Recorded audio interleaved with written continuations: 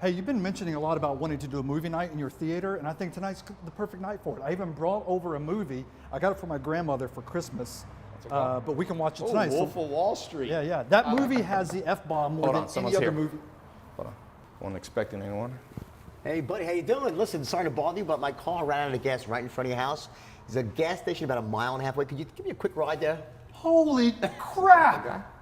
It's the dude from... Wait, are you? What are the? Are you the guy? Are you the Wolf? Are you Jordan? I am. Yes, I am. Dude, you were in time. We were just speaking about you. There you go. Okay. Well, Yeah, now you sure. got it. Come on in, buddy. I come appreciate in. it. Come in. We're gladly. Well, I'll go ahead and get Serendipity. Yeah, load that up. Now we have to watch the movie. Let's. Brilliant. I do have one question, Zach. Why are you skipping? I'm excited. When Zach's excited, he skips. Okay.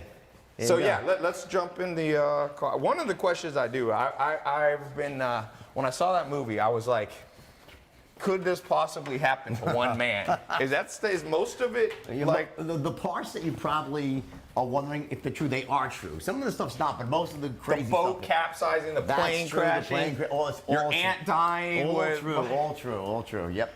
And look at Lamborghini. All right. Well, you know the scene with the Lamborghini, right? By the way, you should let me drive because. Wait a second. I remember that's the scene where you. What's the chance of it happening twice, right? There's no chance. I'm pre-disastered, right, buddy? You're a good salesman. I am, right? Believe me, you won't. I might drive this first. I might drive the first one, and then from next time once we there come. We go. I got an IOU. Was the true thing right? where it was true? But listen, it wasn't a Lamborghini. It was a Mercedes. So was it Quaaludes or what made him like? Well, it the was Quaaludes, but it was the original real Quaaludes, like these ultra strong Quaaludes from 1978 that had a delayed fuse. Long story, but it was a good one. Yeah. Do you remember trying to drive the Lamborghini or the Mercedes? I remember it like it was yesterday, but I also could say that I could pass a lie detector test. I don't remember hitting one car. So the whole scene where for you, you just went home and then you were like... I was like, thank God I made it home without I had no idea to this day I could pass a lie detector. I don't remember what happened. I really don't. You know what? Before we jump in we'll jump in the car, but afterwards, I want to ask you a couple questions. You can come on my little radio show. Come on, yeah, give me gas.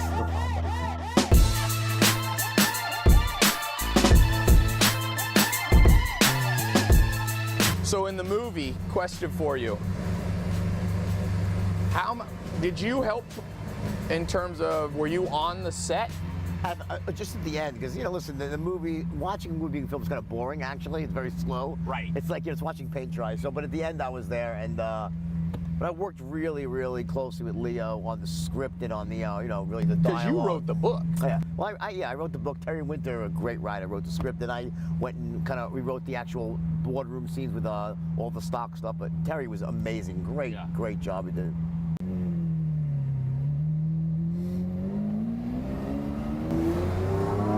So now you're where? You're here in LA. Yeah, I'm on the beach, South Bay. Yeah. Nice. You've been all over. I was reading. You lived in Australia for a while. You lived.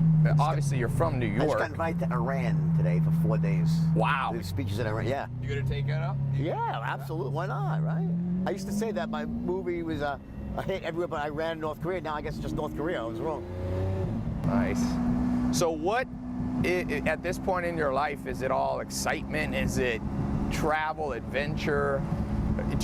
Are you back in business? I know you've got your sales, a lot of consulting and programs. I'm fortunate that my business has been great with speaking, consulting, and you get to a certain point. I mean, I've listened to the whole party craziness like that is a good memory.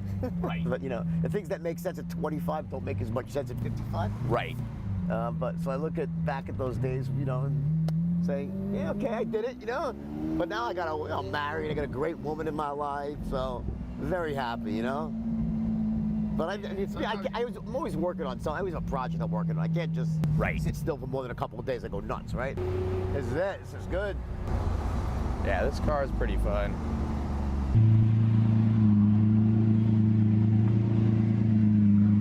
All right, that was a good drive. By the way, guess what is on the bookshelves here? Ah, there you go. This is a new one you wrote. It is, yeah. How many have you written? 3. 3. So at one point, you make $22 million in 3 hours on this IPO of Steve Madden's shoes. And then you need to open up a Swiss bank account to put all the money in. So you put it in an aunt's name. But your aunt didn't know about it, right? Well, she knew. She knew. But then you go on this boat and you get word that your aunt died. No. I got the timeline on. No, that's the movie. I mean, that's Oh, that's the movie. Okay. Now, all of those things happened, but didn't happen in that order. And the real Did version, the yacht capsize? Yes, the real version is much better. So in the movie, I'm on the yacht and I get news that my aunt died, and I have to go back. They have to leave, right? And I end up getting into the storm. That's not what happened. What happened was I had my yacht in Rome for a vacation. I was wanting to go to Sardinia, and I was addicted to Quaaludes in a big way, right? Cocaine, you name it, right? Every drug under the sun, right? And I got into this frame of mind that you sometimes get into when you take ludes, where short for Quaaludes, where I call it the movement phase. Yep. Like there's the tingle phase when you first take a Quaalude, your fingertips tingle, you feel euphoria. Then there's the slur phase where you slur your words and you say, well, okay, I love you, slurring is fine, right? Then you get into the drool phase where you're drooling like, but you're okay, drooling's good too. Is this kind of the Lamborghini scene in the yeah, thing? And then phase 4 is unconsciousness, right? However, there is a fifth phase, which happens once in a while, called the movement phase. That means you get like the drug-induced equivalent of ants in your pants. You can't sit still. It just so happened that as I was heading down the hill to Porto Vallarta, where the yacht was, I found myself in the movement phase, and there were white caps in the harbor. And when we got to the boat, the captain says, we can't make the crossing because there's a storm. And I said, I have to cross or I will die. Because I could not sit still. And I convinced the captain, unfortunately using my powers of persuasion. So this is where persuasion did you wrong, right? Correct. And I convinced the captain to take the boat because I said, Captain Mark, if we sit here, I will die in this. So I says, all right, we'll break some plates. I said, will we make it? He goes, we'll make it, but it's going to be really bad. I said, let's do it. It seemed like a great adventure, right? So I went up to the top deck, took 4 more ludes, fell asleep, woke up, and I was in 50-foot waves, and the rest, as I say, is history. 50-foot waves. Unbelievable. It was just a freak storm kicked up in the Adriatic, and we ended up getting rescued by the Italian Navy SEALs, which was amazing. And then what happened was they took us to Sardinia. So wait, not to interrupt you, but were the Quaaludes strong enough that you were sleeping part of the time when there was 50-foot waves? No. It woke you up? Because I've been in a big storm in the ocean. That'll wake me up. I was an expert at something called balance. Like I was treating my body like a human. I'm sober for 20-something years, right? But back in the day, I was like a Petri dish. I would take ludes to mellow out, cocaine to wake up. So I was balancing between ludes and coke that day. So I was awake for the whole. Very proud of that. Probably not the Buddhist meaning of balance. No, right, Probably exactly. not quite as much. So I was balancing, right? And so I was awake and loving it because I wanted this. I was so happy that the boat was going to sink because it was so expensive and I was so sick. And I was like, this is great. And then like, oh shit, we might die. I'm like, oh, this is not so great. Then you remembered you were on it. Right. You're like, wait a second. Anyway, we got rescued. And then what happened was, so 7 days later, we all had to buy everyone new clothes because all our clothes went down with the ship, right? The only thing we rescued was the Quaaludes, thank God, when the boat was going down. They should have put that in the movie. No, I sent my friend down for those. They were in the downstairs cabin. I said to my friend, you have the ludes? He goes, no, they're downstairs. I said, Rob, you get the fucking ludes, So Rob runs down. He comes back, goes, the cabin's flooded. I can't. Fucking go and put a fucking snorkel on. Go down there, right? Sacrifice your life. Right. I need my ludes. They're in a hermetically sealed bag. Go. He goes, all right, you're right. He goes down there. Nothing. I go downstairs. He sees me standing at the top of the stairs with his pants down. His ankles, pissing on the carpet. I'm like, Rob, what are you doing? He goes, I always wanted to do something like this. I'm like, Rob, just go get the ludes, right? He goes downstairs. He comes back up. A minute later, I couldn't do it. I got shocked. The water's electrified. Oh. I looked at him and said, soldier. I said, you fucking, I don't care how bad, unless it's like. Did he get shocked while he was peeing? Yeah, no, while he was down there. Because it'll come right through the stream. I said, you go down there. So he went, he goes, you're right. He goes, I'll do it. He goes, but if I die, get my wife a breast job. Just promise me. I said, all right, I'll do it. Get Mark. That's what he said? If I want my wife to get a breast job, pay for the breast job. That was his, so not like the movie where you say, will you take care of my wife, no, Mr. he just Best wanted Friend? the breast Will job, you get her a breast? Why did he want her to have a breast job? She was bugging him for a breast job. He didn't want, he was cheap. So he said, if you pay for it out, my death will be meaningful, okay? So he goes downstairs, comes back up with a bag of ludes and 3rd-degree burns and his hair up in the air, right? All right? And then 10 days later, here's the irony. So 10 days later, 10 days later, we go to the battleship first, right? And then we take some more ludes because it seemed like we should do that, right? And then we went to the Cala de Volpe Hotel, the world's most beautiful and expensive hotel, where you take an olive. It's like they have a guy with a microscope, $10 on your bill, right? So check that out there 10 days later, right? It's like $700,000 later, right? And 700 grand was the hotel bill? I had to put 18 people. It was nuts, right? So anyway, I bought everyone brand new clothes. Right now, this is the second time because my wife lost her bag. The story can go on and on. I want to get to the point. No, keep going. Do not stop. Right. Here, no, keep going. This is great. Well, so what happens? My wife originally, when we were getting on the plane, the driver forgot to put bags on the plane. So I had to buy her new clothes. So before we got to the yacht, we stopped in Rome, went shopping, got her new clothes, and then those clothes went down with the boat. So the clothes sank with the boat. And then we had to get new clothes in Sardinia, right? And then you went. It was the hotel, the $700,000 hotel. So after that? Yes, after that. So then we had to buy clothes, but it was only like Johnny Versace resort. It was like peacocks. We were all purple and pink the whole week, right? So finally, the last day of the trip, right? I had this great idea. I said, you know what? If we bring all this shit back through customs, we're going to be hassled. My name was on a watch list already. I'm like, let's just ship it all back to DHL. All we need is a toothbrush and underwear because we're going on a private jet home. Great idea, right? So we all box up our shit. We send it off back to the United States. Next morning, we wake up, we go to the hotel, to the airport. No plane. I'm like, what the fuck? No plane. Now, this is back before cell phones, right? Yeah. You know, and no one spoke any English. And after about an hour, I was going crazy because I'm out of lewds now. No reason to be away from home anymore without the lewds, right? All of a sudden, some little Sardinian midget comes scampering up to me. Literally a midget? A midget comes and goes, didn't you guys throw midgets in the movie? That's exaggerated. We talked about throwing midgets. They threw midgets after I left. I was not involved in that. So don't hold me responsible. So anybody who's midget, do not protest this episode. Yeah, exactly. Please don't. Hey, but the point is that he says, Mr. Belfort. My wife goes, plane crash. I'm like, what? My plane crashed 10 days after the yacht sank. Okay. And like it took off at Orly Airport in France. Seagull in the engine, gone. A seagull hit your private jet. I lost, so I lost the plane. We got to say this. So for a second, your yacht sunk. Then your engine got hit by a seagull. Yeah. So then pilots lived, thank God. Did you ever wonder if there was something in the past life that might have happened? So here's the thing. So well, no, I did make some great analyzations that day. So after that happened, we got stuck again with no clothes in Italy, and I had to get out of Italy at this point. So we took a plane to London, a commercial plane. We ended up in the wrong airport, Gatwick. But you had clothes on. The clothes we wore, Versace, they had purple and everything. But here's the irony, you know? Here's how crazy drug addiction is that at that time, you'd think I'd say, okay, obviously, God is telling me this. My life's out of control. There's something not right here. Right? Everything's insane. I'm doing drugs all the time. Things are happening. No. I went even crazy the next. In other words, you used it as a sign you should be partying to harder. Keep going harder, right? It was a year later that I got sober finally. Wow. Yeah. So that's that's the true story about the yacht. Now, the true story of Wolf of Wall Street. You heard it here. And by the way, I heard Chance the Rapper said today he wants to hang out with Drake because Drake has an exciting life. Chance, you probably wanted to be with Jordan Belfort in the Wolf of Wall Street days. You should let me drive the car because who knows what's going to happen, right? No, after I hear this story, I'm glad you did not drive the Lamborghini. Right, but you have two, so you had backups, okay? So I saw that. All right, so that's good. So anyway, but you know, here's the thing, though. I'm sober now for over 20 years, right? That's awesome. Yeah, and that was a miracle, by the way, and it was something that changed my life. But when you're in that headspace, you can rationalize anything. Yeah. Like you could just I said, no, it's no problem. You know, I'm going to the bathroom, I'm shitting, it's green.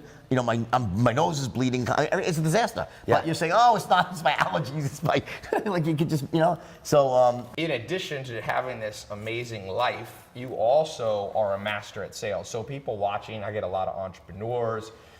Keep in mind that pretty much everything's about persuasion.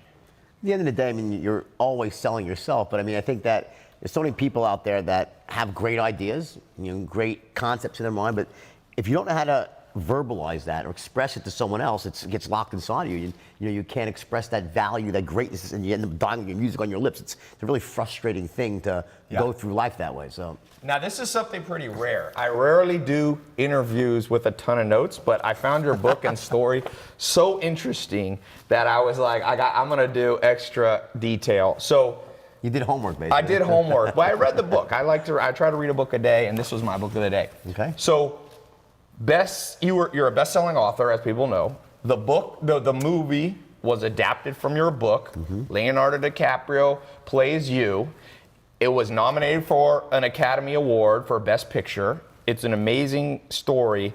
It also has the most uses of the F word in any movie, 569. Is that right? It's either 509 or 560. What's- Over 500 plus. Was that because you are from New York and people in New York just swear a lot? Combination of New York and Wall Street together is a deadly combination. It's like the most common word is the F-bomb, except for the word the. So it's, neck and neck. If you would have had a sailor story, that would have been, you could have combined Wall Street, New York, and sailors.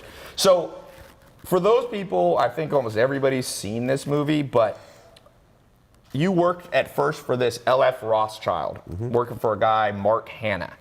And you got into the whole sex, drugs, and rock and roll world of Wall Street. Why'd you leave? Well, you see, the movie is a bit inaccurate in that sense that when I was at L.F. Rothschild, I was a trainee, right? Okay. And in the movie, it depicts me, being this sort of bright-eyed, bushy-tailed, ethical guy saying, "Can't we make our clients money too?" The Right. first day, and then the next scene, I'm in a strip club snorting coke, right? That's not quite how That it sounds like happened. Zach. Yeah, right. Where are you, Zach? That de-evolution of the human spirit took about probably 2.5, 3 years. So at the time, I was, a young, idealistic kid. I wanted to make a lot of money. I was married to my first wife. She was a great lady. But then my first day as an actual stockbroker was October 19th, 1987. Oh, wow. Yep, the market crashed, Black Monday. Black Monday. And I watched in shock and awe as the market went down 509 points in a single day. And Rothschild... Were people committing suicide back then? Any brokers jumping off? Yeah, one or two jumped out. They probably would have jumped anyway. But the point is If that they were just in a it's always a jumping jumper mood. here and there around the world, right? But the point is that Wall Street basically shut down for a time. And if you're probably a bit younger than me. I think you're definitely younger than me. It was perceived back then that this would be the beginning of the next Great Depression. That it wouldn't just stop there. It would cascade into the whole economy, and it didn't. So. But imagine back how scared and it was just Yeah. the fear was incredible that day. So baptism by fire, they call it. Basically, yeah. So then you go and you ended up at this firm. It was Oak. What was it? Oak Stratton or something? Oakton Stratton? Well, I went to a firm called the Investor Center, which was a penny stock firm, right? Okay. And that was where I, it was really the first time I ever sold stock, and I became the top broker the first day. I just broke all the records. Really? And then- In the first day you my broke first all the day- records? First day, yeah. So do you think you're a born salesman? Well, yeah, for sure I am. And there are people out there who are, born closers, born salesmen, far and few between. There are some.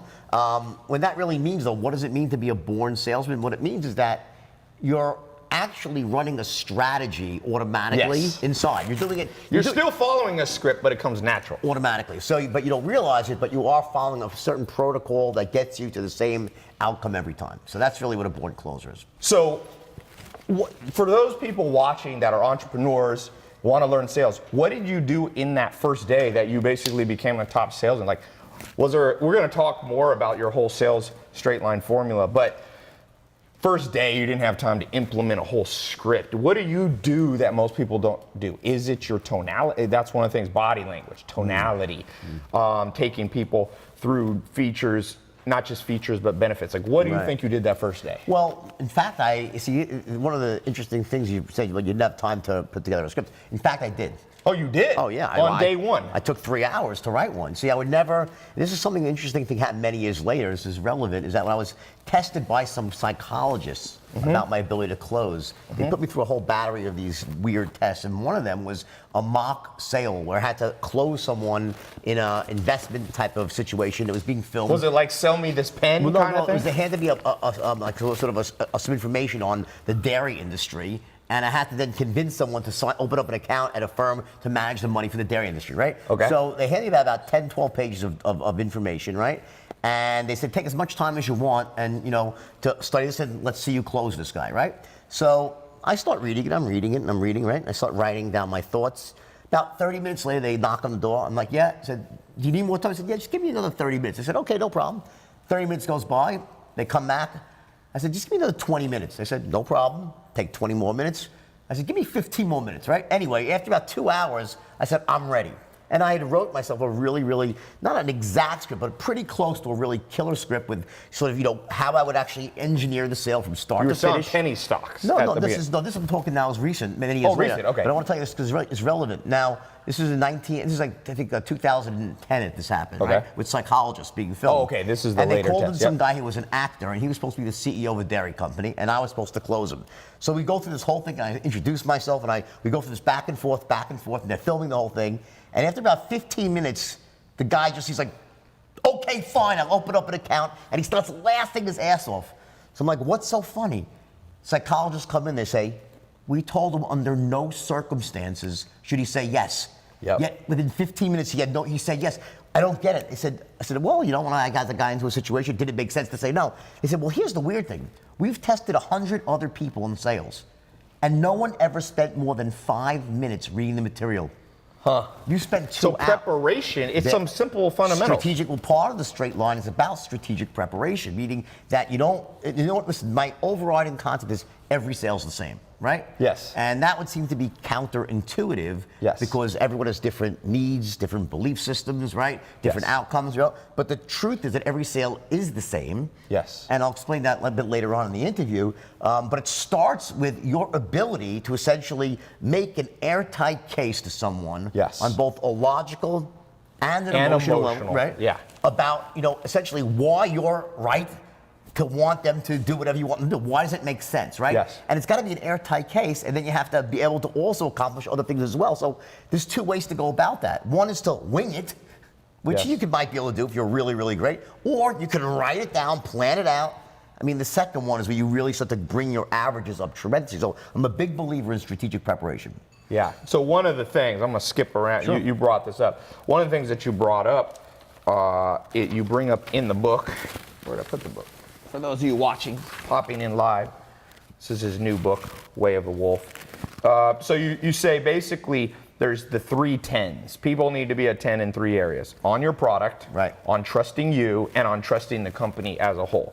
And you talk about how most salespeople don't understand. You got to bring people to a 10 certainty that it's the best product for them, that it's the best company, and you're the best person to sell it. Well, again, imagine a continuum of certainty, like a 1 on this side, a 10 on this side, right? And 10 means absolute certainty, the best products in sliced bread. A 1 means they think it's the biggest piece of crap ever, right? Yeah. So obviously, you want your prospect to be at a 10 or as close to a 10 as possible when you ask for the order, right? Yeah. So most salesmen, even rookies, will intuitively know that. They'll say that makes sense, right? But what they don't realize, it's not enough. Yeah. You also have to get them trusting and connecting with you at that as a same person, high level of certainty, right? Yep. As close to a 10 as possible, right? Versus a 1 being they think that you're a thief. So so sometimes they think it's a good product, but they don't like you, so they don't buy. People don't buy who they don't like or trust or connect with, right? And the third element is the company that stands behind the product. Yes. So those 3 elements have to line up in every sale, no matter what you're selling. It doesn't matter. Tangible products. You were selling dairy. Information, ideas, So concepts, if you were going right? to sell a pen, where's a pen? I meant to bring a fancy pen. Sell me this phone. So the famous line in the movie at the end, they actually bring you in with DiCaprio, is like, sell me this pen. Now, I'm going to get to that later, what the interesting answer your business partner gave you when you did it. But the idea is, this pen, they have to think as a 10. They have to like you as a sales guy, and in this case, they need to think BIC, the company, is a great company. That's your ideal kind of framework. Yeah. Basically, it is. But again, this particular exercise is really not about so much the 3 10s. It's really about what does a salesperson do when you say sell this, right? Well, the rookie salesman will say, this is the greatest pen in the world. This pen, they'll start trying to do some version of the 3 10s. Like, this is the best pen in the world. It writes upside down, never runs out of ink, best value, blah, blah, blah. So, talking a mile a minute, right? But the fact is that the only logical thing you could really say to someone before you sell them a pen is, first of all, are you in the market for a pen? Yes, qualify. What type of pens are you using the pen? You have to start asking questions. And this is the big mistake that salespeople make. Because by gathering intelligence in the beginning, it allows you to identify their needs, their value systems, any pain they might be feeling about a lack of not having something, right? And just as important is that it's through asking questions Yep. and using certain tonalities, and you mentioned tonality and body language, and just as important, even more important, how will you listen to the answers? Yeah. Do you listen like a robot without making a sound or moving a muscle, or when someone answers you, do you say, yup, yup, Right. Now that, essentially active listening, this is how we really get into a tight rapport when it comes to sales. Yeah. So by asking these smart questions, and again, strategic preparation, you want to plan that out before, and I want to write down what are the questions I need to ask here, right? Yep. What's the best order to ask them in? Because there's certain rules for that, right? And what tonalities do I want to use when I ask those questions? I could say, so what's your biggest problem right now? And they'll be, okay, well, what's your biggest problem? And you'll hate me. Right. So there's a tonality. Yeah, you talk about that later in the book. You talk about Bill, the charisma comes from a tonality that says, 1, I care about you. 2, I understand you. Rapport, And 3, I feel your pain. Yeah, exactly. You're talking about how Bill Clinton was great at that. People felt like, oh man, this guy gets me. I read, tell me what you think of this. I read a story about research on dating. So they put basically hidden cameras on people going on first time Tinder dates or whatever. Scary Match.com proposition. Scary proposition. But what they found was, as you would kind of expect, guys who ask dumb questions, don't pay attention to the answers, just kind of like so how many kids do you want to have? Like that, they fail. And also guys who don't have the right rhythm, right? Which you're calling rapport, Sure. like who either talk too much or don't talk at all. Well, look at it this way. You know, there are certain commonalities to all human beings, right? When it comes to rapport, getting into rapport, both in a business setting and in a personal setting, but it really boils down to 2 things. Number 1, that you care. Yes. That in business, you're not just there to make a sale to earn a commission. You actually care about the person and you want to get the outcome they're looking for. That's number 1. And number 2 is that I'm just like you. And not like everything you like, I like. That's disingenuous bullshit, right? Yeah. Like, you know, you see a fish in the well, oh my God, you like the fish island. You start bullshitting it out. Yeah. That's like not, Michael Scott in The Office. That's or something ridiculous, like right? I'm talking about something very different. I'm talking about that you speak at the same general pace they do. Yep. That when they answer a question like, yup, got, ooh, the interest that you say, yup, I get it, we're on the same page. Yeah. And it's almost below the surface, because here's the thing. Imagine, you just meet a salesman, you're a prospect, right? And the salesman looks at you and says, I really care about you. And you'll say, what the bullshit you care? You want to make it, the word, see, in the beginning, there's no words you can say, I care about you. Over time, of course, you give great service, you have a relationship. Yes, you can tell someone I care, and I've proved that. But in an initial contact, that's so disingenuous. So how do you get that across? Through tonality and body language. That's how you do it. Yep. So why do you think, what is it about us humans that for the most part, sadly, we only learn through massive pain? Well, this is a truism for sure, because I think, when it comes to values, right, value changing, I've done a lot of studying of that, various types of psychology, NLP and stuff, and one of the things that they say is that, there's either really one of 2 ways that someone really changes their values. One of them is through massive work and introspection through years of therapy, right? That's one way. The other way is with a painful event. Yeah. Something that happens to you and causes you to essentially reorder all the meanings that you've had from past experiences, how you apply meanings, and in that moment, you can make these dramatic shifts. That did happen to me. It happened to me when I went to jail and when I wrote my first book. I had this moment where I was able to really, really sort of become the person I was before it all happened. Like the kid that my parents had sent out into the world. I was a good kid. I was a great student. Never got in trouble. When I went down to Wall Street, I was idealistic. I didn't want to. So do you think it was the environment? You're idealistic. You get dropped in Wall Street. There's money flowing around. There's sex, drugs, rock and roll. It's just because I do believe. One of my mentors, Joel Salatin, told me that the system trumps individual self-control. The problem with that is that makes me a victim, but I don't believe in being a victim. No, not a victim, because you could have left New York. Well, here's the thing. So there's no doubt that the environment can be toxic to certain people, right? But to many people, it's not toxic. So obviously, I think with myself at least, there were some things inside of me despite my parents being good parents and despite me not getting in trouble before, I had certain insecurities. I think we all enter adulthood with certain insecurities. Right. And, you know, sort of not feeling that we're as great as we, like other people might think we are. So here's what happens. When, you know, we see it in Hollywood a lot and in the music industry where you have these young stars, they go like when Britney Spears went bananas for a while. Now she's normal again, great, right? So, you know, what happens is that, you know, when you're growing up and when you're in your early 20s and you don't have everything you want, you say, you know what, I don't have everything I want because I'm not successful yet. My life isn't the way I think it should be. So I understand that there's still pain and you can justify it. It makes sense. Yeah. But then what happens is when you all of a sudden become filthy rich and famous and successful, you still have all the pains and insecurities. Yes. So it exaggerates well, what no, was but deep now in. you're like, oh my God, wait a second. I have the success, I'm picturing it the way I want it, but I still don't feel good. And that's when the panic sets in. Huh. Because now you have So you got all that, but you didn't feel it? Well, what happened was when I discovered the straight line system, right, which is really the topic of the interview, is when I cracked the code for teaching people how to close. Yeah. That was the game changer, right? I had stumbled upon a niche in the market, right, which was selling $5 stocks to the richest 1% of Americans. And no one had ever done it before. And that was a really lucrative niche. But what enabled me to build Stratton was I came up with a new way of training people how to close. And that system, the straight line, was so powerful and effective that within days of inventing it, it allowed me to take any human being, any old, young, regardless of their race, their age, their creed, their color, their socioeconomic background, their educational status, didn't matter where they came from, could have been Harvard or Hell's Kitchen.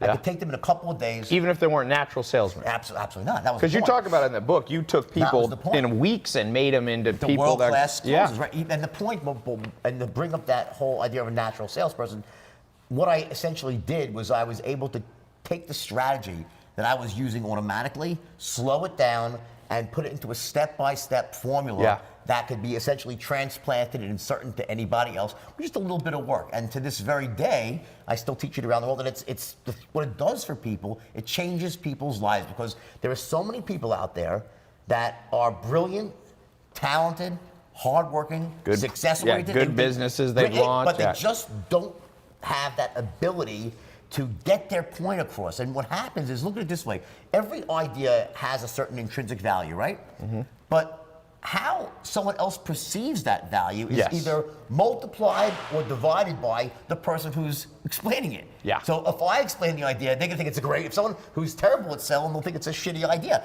Yeah. So imagine, I said this a minute ago, all the people out there who are these brilliant, hardworking, smart people, they wanna make money, they wanna provide for their families, they wanna help their parents, their communities, right? Great intentions, and they have great ideas, but they lack this one skill and they struggle. Yeah. And to me, it's the craziest thing because here's the thing. It's learnable. It's a learnable thing. But it's not, it's one of those things they should have taught us in high school. They should have junior high. I always say if it's important, they forgot to teach it to us. One of the best clips on the internet, you should really play this. Play it later on, right? We can cut to this. Warren Buffett was doing a speech with Bill Gates about maybe 10 years ago. And he was asked by a college student, what can we do as students to make ourselves more valuable in the workplace? So you'd think Warren Buffett would say, learn how to pick stocks, learn how to investments, whatever he would say, right? Not what he says. He says, go out and take a course in sales and communication. Yeah, he did. Dale Carnegie changed his life. There you go. And that was the point. Because he took that. He says, I took Dale Carnegie, changed without that. You know what he'd be without that course? Yeah. He'd be the richest money manager in Omaha, Nebraska that no one ever heard of. Yeah, and he met his wife that way. The love of his life. Because without the ability to influence and persuade, you can't put yourself out there into the world and be known for what you really are. Yeah. And we're going to put a link, by the way, tylopez.com/wolf. So if you go there, we're going to have links to more advanced stuff that Jordan does. And so yeah, tylopez.com/wolf. And that will take you right to this. And of course, I recommend you can buy this book. I read it word for word, cover to cover on last night before you came. Excellent. So let's go into this for a second. So in terms of, there's so much here. Let's check out all these notes. I want to get to the most important things first. We talked about. We got the drugs out of the way, which is the most. We got the entertaining stuff. We got the boat. We got the plane crash. I like this thing that you say, like human communication is 45% tone of voice, 45% body language, and only 10% words. Yeah. And what you said is, you know, people are kind of logical but very emotional. The tone of voice and the way that you look in terms of body language, that's 90%. That appeals to the emotional side of the brain. And then you need to have good words that are logical. So what's a practical body? Because people love body language conversations. Well, let me just back up for 1 second here. In terms of this idea of 45, 45, 10, right? That's been around for many years, many different studies about that. But here's the thing that you need to really understand. It's important, is that I'm not saying that the words don't matter. They only matter 10%. In fact, the words matter 100%. When you're speaking. Yes. But the thing is, you're communicating often without speaking. Yes. That's the point. So it's not like words don't really matter. The words matter. Because, you know, you say the wrong words, then you're perceived as an asshole, it's done, right? Yeah, yeah. So the idea that body language is so powerful, what happens is body language has a way of essentially slipping through the radar of the conscious mind, and going right to the unconscious mind and creating a gut reaction. Yeah. That, you know, something just must be there. It must be good. That person must be an expert. I want to speak to that person. Or it might be bad. Or the opposite. Or I don't trust. You were talking about keeping your simple one, keeping too closed. Right. Hurts sales. Well, yes. Or can hurt sales. Or they could just be cold, right? So seriously, because you don't know. So the point is that... No, but if you're the person doing the sales... Well, I wouldn't be sitting here like this. Yeah, you probably wouldn't be here. But people do that sometimes. Yeah, that's a very aggressive... It's also an aggressive, sort of angry pose to be as a salesman. And resting bitch face. You hear that at RBF. I know. Where sometimes pretty women, you know, not pretty women, I guess men maybe do it too. It's RAF, resting asshole face. That's what guys have. Is that what it is? Yeah, resting asshole face. So RAF and rebuff? Yeah, exactly. And so where people sit there and like you see it at a club, I've seen it, and then you go up and talk to the person, and they're like, terrible affliction, resting bitch face for a girl. Because imagine a girl, right? And she's sitting there, and she's sweet as sugar. She like just has great things to tell you. And you look at her, she goes, that girl must hate my gut. Look how angry. Yeah. It's a very terrible thing. So, by the way, here's the thing. That can be controlled. Right? Yes. In all seriousness, you know, we make a joke about it, but whether it's resting asshole face or resting bitch face, guy or girl, there's so much more to it than just sort of how you are addressed. It is how you interact when you meet someone, the smile, your eye contact, how much eye contact you make, how close you stand to someone. You said in Japan, you should stand closer. Well, you said 75%. Right, exactly. Wasn't that your rule, 75%? Well, 70% eye contact. Eye contact. Right. Well, because think about it, and by the way, you know, a lot of that stuff is not my material. Just seriously, you know, that's a general research. The straight line is mine, but some of the stuff with body language, that was really well studied by psychologists, where they actually did tests with people, and they came up with these numbers and these things that are just sort of just truths, right? And one of them is that if you stare at someone nonstop, well, it's like a Mexican stare off. Like, what is wrong with this person, right? And you feel that you say to yourself, what's wrong with this person? Versus if someone doesn't make eye contact with you, right? Now, I remember, I'll give you an example. My son, Carter, right? He had a friend going up this kid. I won't mention his name, Lucas. But the point is, no. We won't mention Lucas's name. But Lucas was a nice kid, right? But Lucas would never make eye contact. He'd come into me, he's like 10 years old. Hi, Mr. O. I'm like, hi, Lucas. I'm like, I want to trick that. I'm like, he'd look away. And they would never. And I just didn't trust the kid, right? Yeah. Why? Just because of no reason. He could have just been shy. He's a nice kid. I'm sure he's pretty glad of it. But the point is, this ability to come off in a way that someone says, you know what? And say, let's get to sales. What you really are trying to accomplish is that when the person makes that first instant perception about you, they should be thinking that, number one, you're a person worth listening to. Yep. And why? Because this person can help me achieve my goals. Yes. Now, if you want to get down to what are the three things that really go into that, well, here's what they are. Number one, you need to be perceived as being sharp, sharp as a tack. And then you said enthusiastic. Enthusiastic as hell. Now, I'm not talking about enthusiasm. It's not that. I'm talking about bottled enthusiasm. Right. It's below the surface. It could be whispering, but there's a power in your voice, an excitement, and people it must be good, right? And the third element, which is the most important of all, is an expert in your field. An expert, yeah. Because you call this there's a chapter on the 4 seconds. Right, you got 4 seconds to convey that. I said that in 1988. It turned out I was wrong. Okay? I was wrong. Harvard did a study in, I think, 2013 or 14, and it turned out it was 5 seconds. So I'm sorry. So that was your guess, 4 or 5? I guess it was 5. And here's what else Harvard said. Here's the crazy part.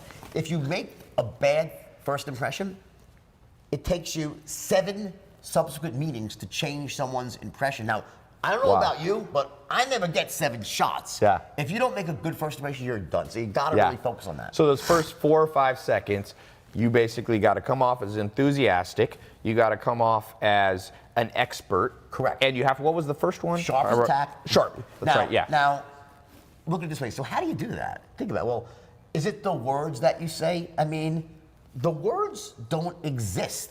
I mean, Yes. what would you say? Listen, hey, listen, Ty, I'm sharp as a tack. I'm an expert. And you say, what the fuck is wrong with you? You can't, the words don't exist for that, right? So how do you get it across? Through your tonality and your body language. There are certain ways that experts sound, not the word, they sound, they dress a certain way, they carry themselves a certain way, and we know that as human beings because we've been conditioned since we were kids to recognize, because we were told, respect your elders. Look, when you went to the doctor, he was an expert. He had a stethoscope, he had diplomas on the wall, he wore a white. We've been conditioned to this. So now think about logic. What happens when you're in the presence of an expert? What do? You defer.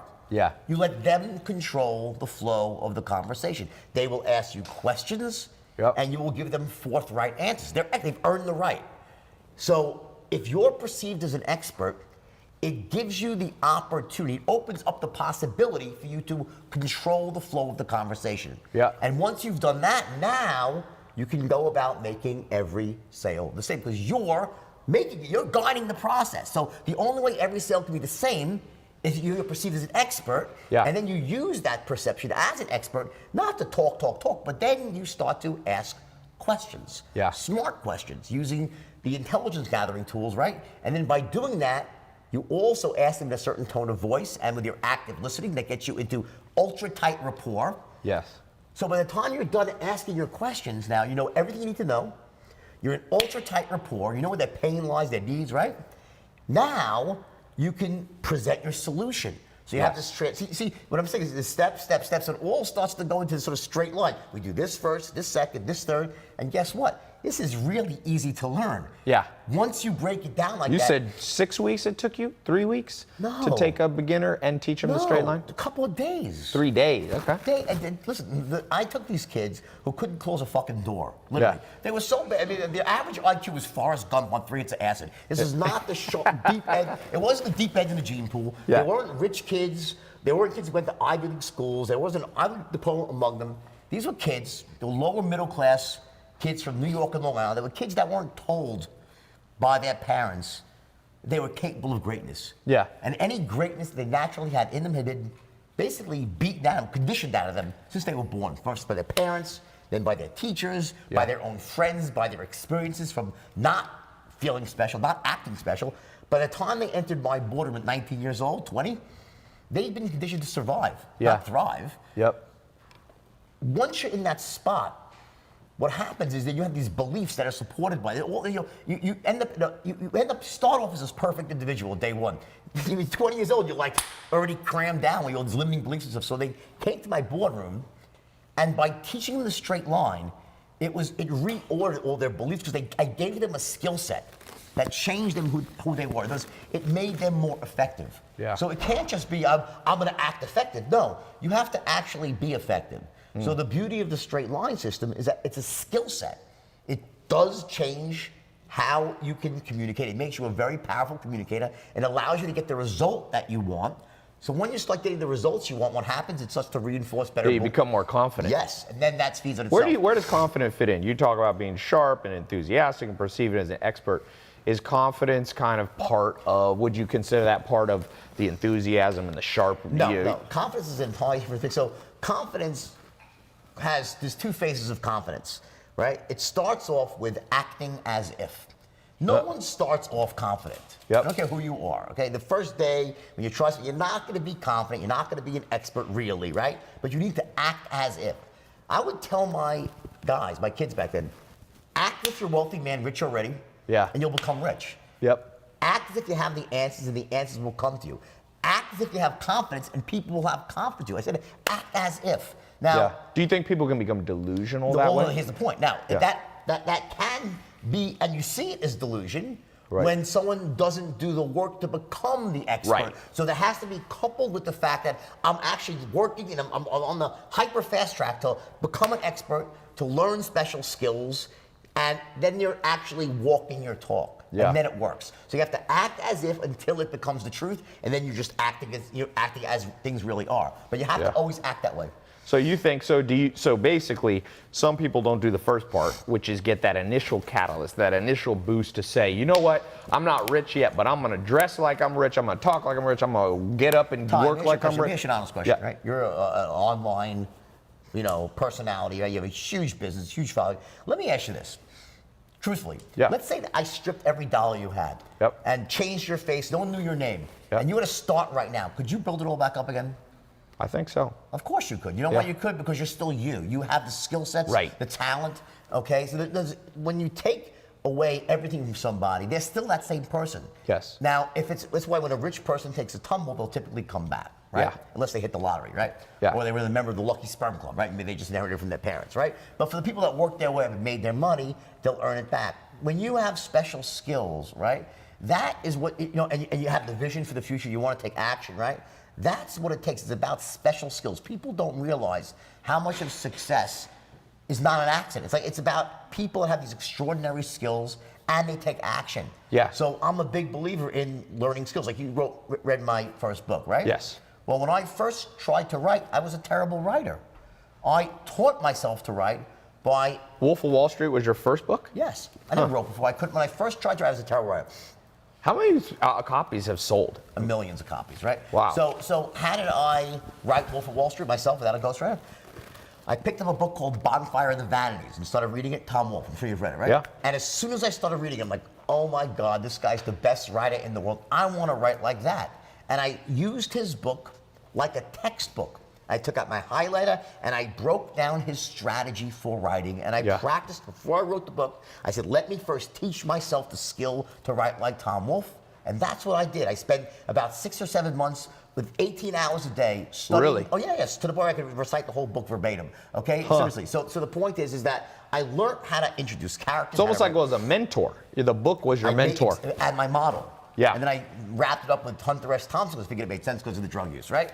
So but I used those people. And then when I was reviewing the New York Times, they said the book sounds like Hunter S. Thompson and Tom Wolfe. So it was amazing, right? That I accomplished my mission and turned myself into a writer. But here's my point. So you basically reverse engineer. You see, I interviewed Kobe Bryant, did a little interview, and he said you got to go to where great people who have created greatness before and reverse engineer it. Look at it this way. Look at it. I couldn't have done it without that skill. Yeah. If you want to go out there and succeed in the online world, you need to have certain knowledge and skills. One of them is going to be the power of persuasion and influence. It's a uniform skill in everything that you do. Whether you're a Bill Gates who convinced IBM to give you the rights to supply before you even owned it and convince someone else to sell it, right? Yes. Whether you're a Steve Jobs, goes without saying, right? It's this ability could be just to sell your vision for the future.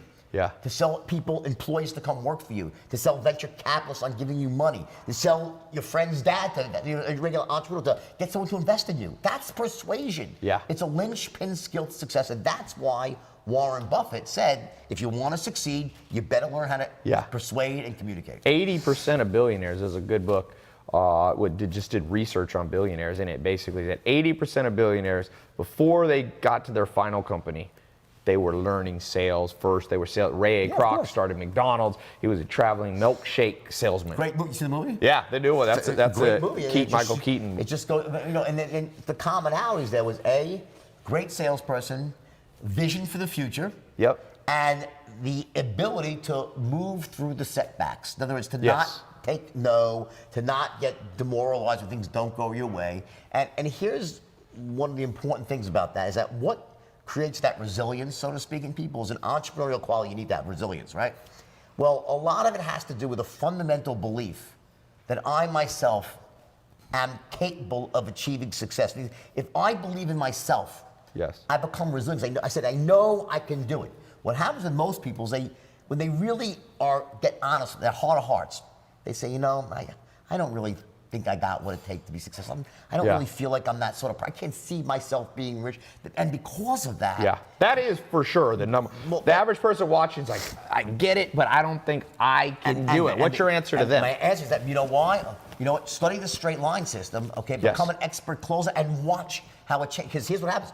When all these kids that work for me, the reason they all became rich, filthy rich, right? Was because once you learn how to communicate, the power of persuasion, it changes who you are.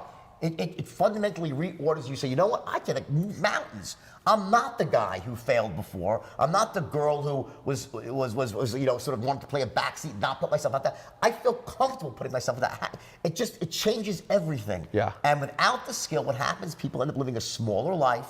Yes. And they don't ever get to that level where they're really firing on all cylinders and getting to enjoy the beauty of what life can be. What percentage of potential do you think most people live up to?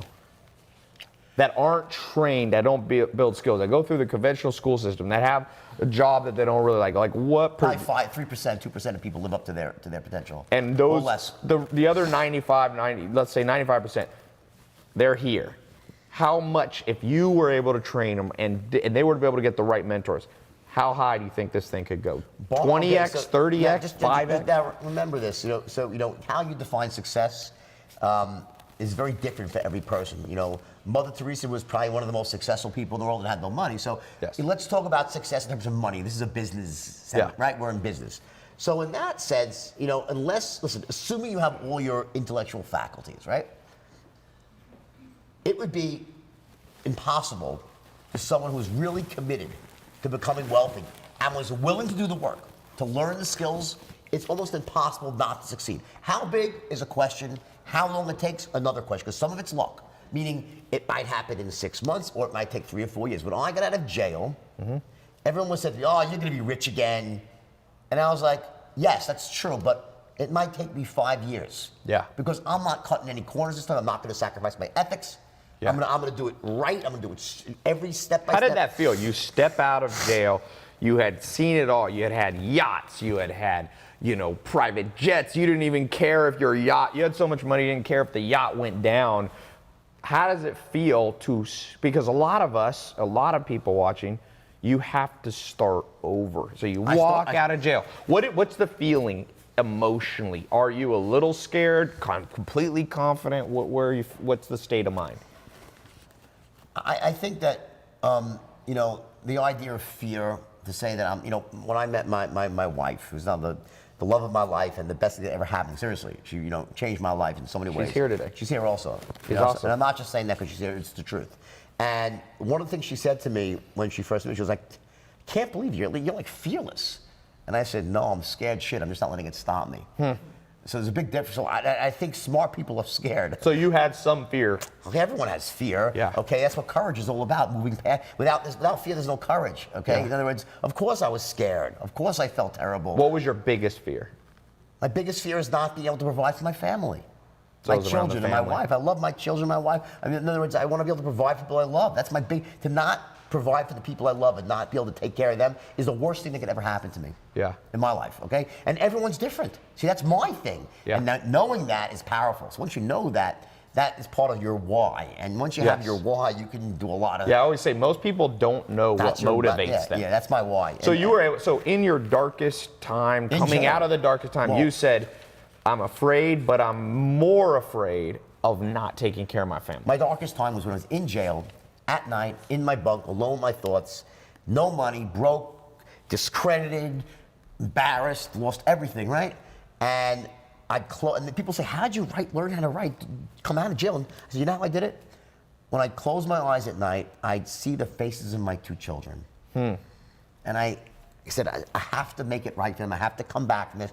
And there was no way I would give up for them.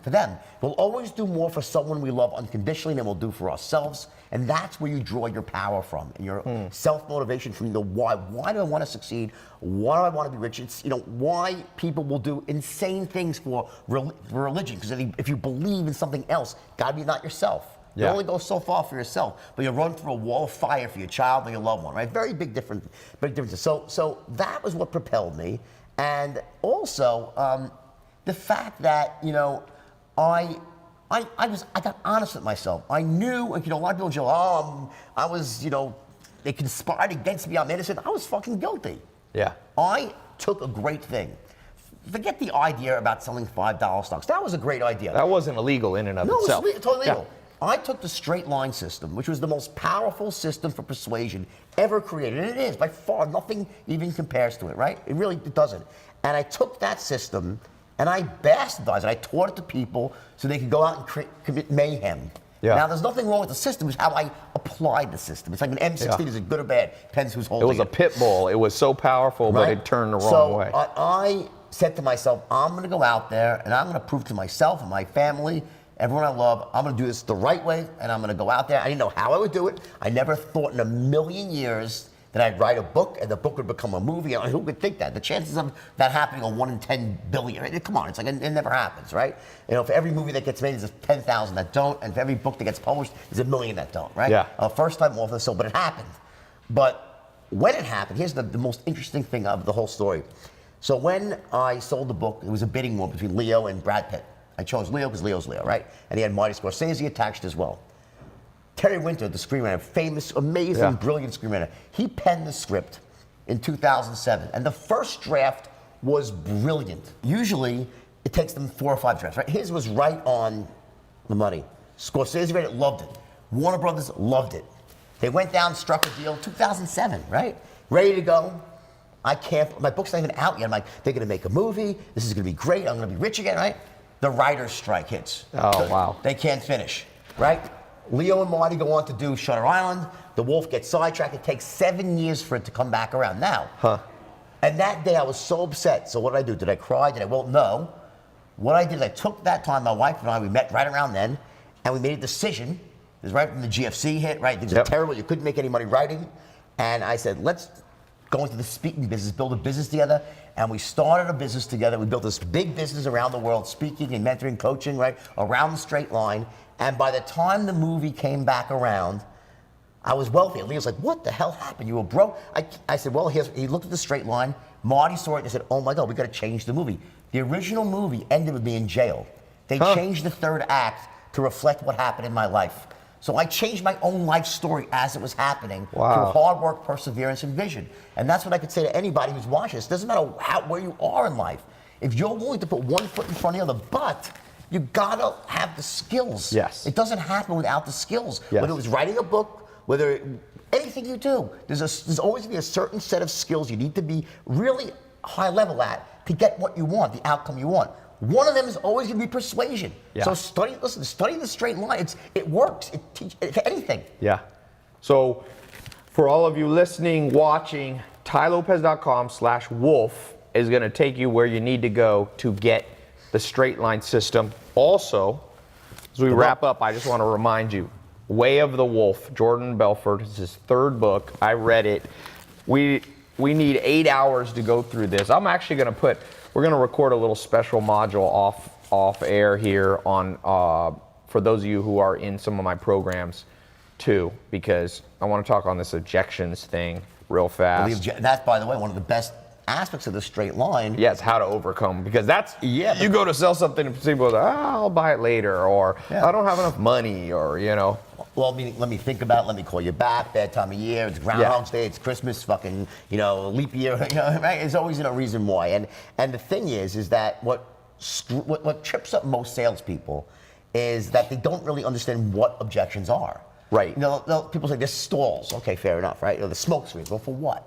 What is it really a stall? Here's the truth. What objections really are. Objections are smoke screens for uncertainty. Yes. When someone, remember those 310s? Yep. They must love the product. Yep. They must trust and connect with you, and they must trust and connect with the company. Well, guess what? When you ask for the order for the first time, let's say they don't really trust you. Yep. What do they say? Sorry, Ty, I don't trust you. That's very rude. They'll say, it sounds good, Ty, let me think about it. Yes. See, they don't tell it. It would be nice. It would be a great world if your prospect said, listen, Ty, I don't trust you. I don't distrust you. I'm like in the middle with you. Your product seems good, but I'm like a 7 on the certainty scale. And the company, I'm at a 4. So make me more certain. Right. People aren't even that logical. They're just going from the gut. They don't realize it. It's all bubbling below the surface. And they want to be, so it's a circuit breaker to say, you know what? It's a polite way. Let me just say, let me end this call now. Say, it sounds good, Ty. Let me think about it. Yeah. Now the salesman, the novice will say, oh, I better be nice now because this way I can get a call back and hopefully close them later on. When the fact is, they're just not certain. So how do you handle objections? Well, first of all, wait, I want you to hold this because we're going to record we're going to stop the live camera. All of you who want to hear this, go to tylopez.com/wolf. We're going to have the links to get the straight line system, to get the video we're going to do a little module on objections, and it will have a link to Jordan Belfort's book. So this public interview, I know you got a lot of value. But I want to give your guys people special on the straight line system. We'll give them a big discount. Yeah, we'll put a discount link on tylopez.com/wolf. But I'm gonna tell you, this is one of my favorite interviews. Me too. This was good.